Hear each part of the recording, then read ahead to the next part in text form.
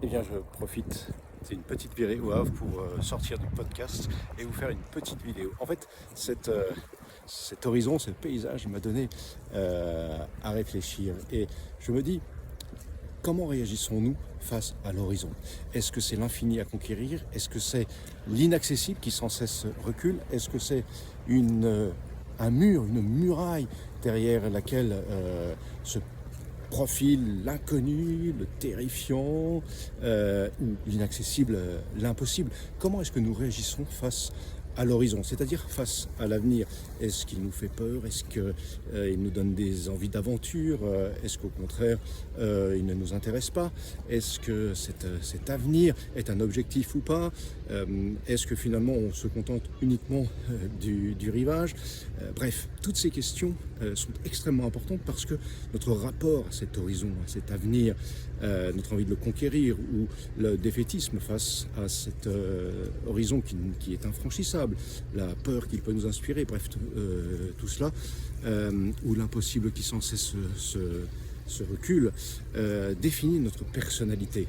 Est-ce que nous avons l'audace d'avancer? Est-ce que, au contraire, nous avons la prudence de tempérer notre risque? Tout ça est extrêmement important parce que, quel que soit notre rapport à l'infini, quel que soit notre rapport à l'avenir, à l'horizon, si nous ne savons pas le maîtriser, c'est-à-dire si nous avons le goût du risque et que nous avançons à l'aventure sans prudence, ce sont les événements qui vont nous balloter. Si au contraire nous nous laissons terrifier ou décourager, ce sont les événements qui vont dicter notre conduite. Alors, comment réagissons-nous face à l'avenir, face à nos projets? Comment est-ce que nous avançons? Comment est-ce que nous avons le courage d'avancer, la prudence d'avancer? Bref, comment est-ce que nous prenons notre direction, notre avenir face à cet inconnu, face à cet infini, face à cet après, face à cet avenir? Comment est-ce que nous le prenons en main? Comment est-ce que nous le maîtrisons? Parce qu'en fait, tout ça définit le but de notre vie, la finalité, où est-ce que nous allons, est-ce que nous y allons?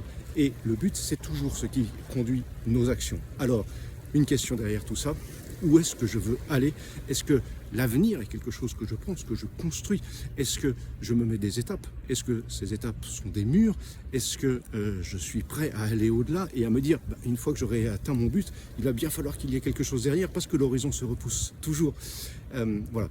Toutes ces questions, en fait, définissent à la fois notre personnalité, notre capacité à être maître de notre avenir, nos projets, nos rebonds, toujours. Et tout ça, en fait, c'est intéressant parce que c'est exactement ce que l'on fait dans un bilan de compétences. On regarde l'avenir, on regarde comment avancer l'avenir, on regarde comment on se positionne à l'avenir, vis-à-vis de l'avenir, tout ça justement pour pouvoir avancer. Alors si cela vous intéresse, si toutes ces questions vous intéressent, eh bien je vous invite à télécharger gratuitement le lien qui est dans la description pour savoir comment on se positionne par rapport à l'avenir, pour savoir est-ce qu'un bilan de compétences c'est quelque chose qui nous convient, bref, pour savoir où est-ce que nous voulons aller et comment nous pouvons y aller.